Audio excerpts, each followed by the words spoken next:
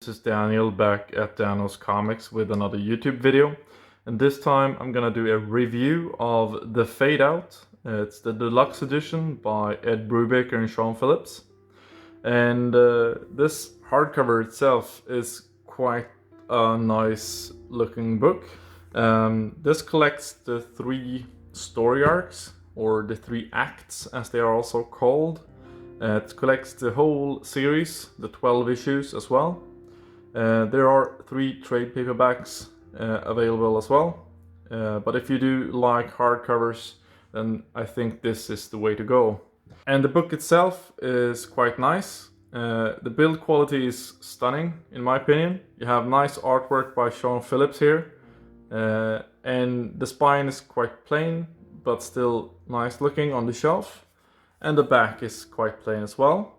And then you have the build quality itself. The binding is really good, in my opinion. When you lay it down flat like so, the pages mostly stay open. You don't have to struggle with the book.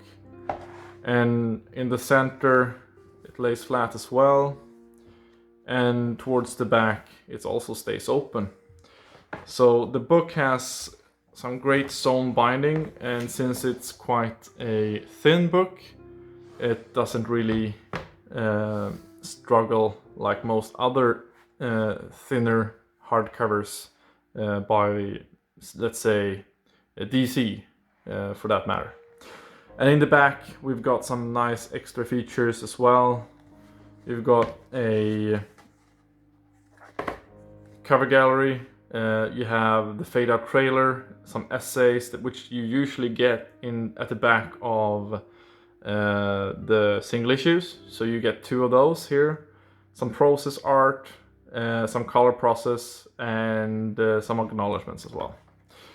And the covers are stunning for this series. They look really good.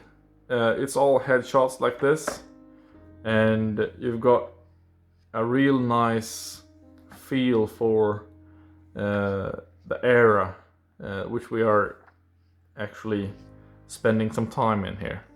And the trailer, which was attached to the previews, I think, and to show the feel of the book. And then you have the essays that I was talking about, and some added art to highlight these essays. Some nice Errol Flynn art, I think. And yeah, awesome looking illustrations by Sean Phillips. Some research, which you can feel has been extensive when you read the book. And then you've got some process art, color processes, and then acknowledgements. And as I was saying, this book is created by Ed Brubaker and Sean Phillips, who have been working together and collaborated on many series before, mostly creator-owned series, such as Criminal for Image, Fatale and Kill or Be Killed also for Image, and for Vertigo I think they did Sleeper as well. Just to mention a few that they have collaborated on. To me, they are a great collaborative team. You can tell that they enjoy working together when you read the stuff that they do. And the book itself, with the story of the book, it's a story that takes place in Hollywood in the latter parts of the 40s, in fact.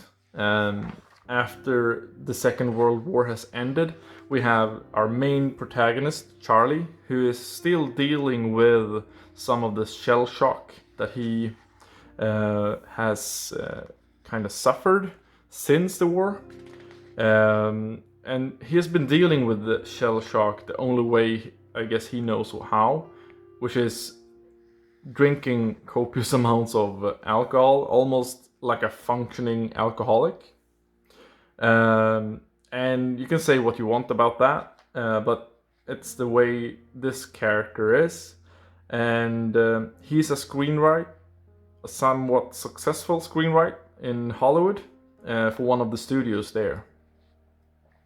And he wakes up after a drunken party, not really knowing how he ended up in a bathtub. And as he wakes up and starts to stumble around the house or the room that he has ended up in, the night from before kinda starts coming back at him as shards of memory, basically. And he discovers something in the room that he is, and it's basically a dead girl. A young starlet has been murdered, or so it seems, strangled by the looks of it. And Charlie does what many people in a similar situation probably would do. He kind of erases any sign of him being there, seemingly to just avoid the complications that just being there might bring, you know. This is the opening to the first issue of the series, and it's kind of telling of what the story is going to be, or so I thought as I read the series.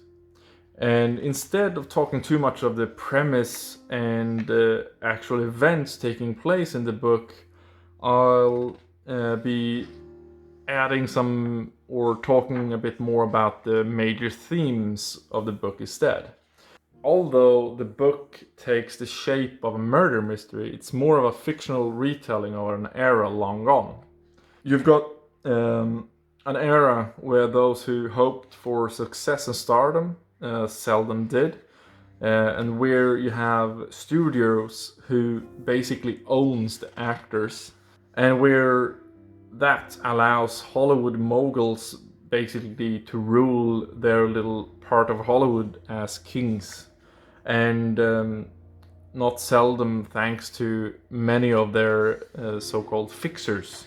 And adding to this whole mix of different themes, you have the rising fear, or well, you have the Red Scare basically taking root, and coupled with that, you have an increasingly paranoid FBI that's pressuring people to name names, basically to save themselves from being blacklisted. And the blacklist is something that's being featured heavily in this book, in my opinion. The blacklist being where people name persons that would be somewhat deviant in thought, or at least leaning towards communism and socialism, something like that. All these elements are explored and wrapped around this murder mystery of a book. And as the series takes some unexpected turns and some expected ones as well, you are in for a good ride when you're reading this book. And I think I'll stop there. I think I stopped there to avoid spoiling too much of the actual story. But I'll talk a little bit about the artwork instead. To me, the artwork is the perfect vehicle to the story.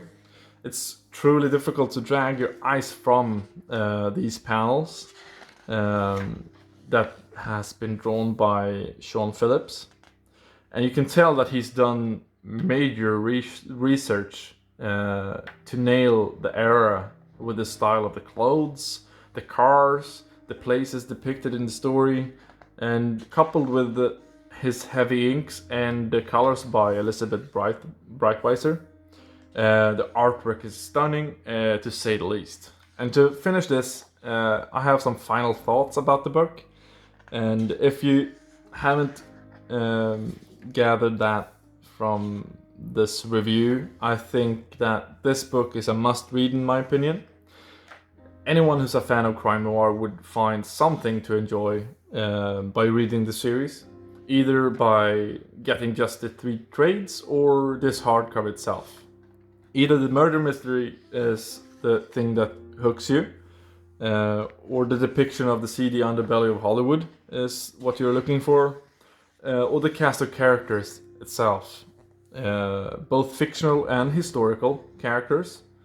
All of them have secrets and faults that make them even more relatable or believable, and you just want to go down that dark road with them to see what happens. But yeah, I must admit my bias. I'm predisposed to liking anything that these two collaborators put out there in a comic book, and so yeah, to me this is a definite must buy. And yeah, I think I'll stop the review here, and I hope you found this review helpful in some way when deciding if this book is for you. And if you have read this book and you want to share some of your thoughts, please leave a comment down below. Hopefully this video has been helpful in helping you decide.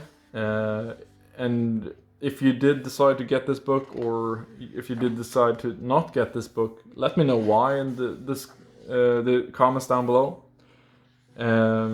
And I hope you have a great week of reading, and hope you collect what you like, and see you around in the next one.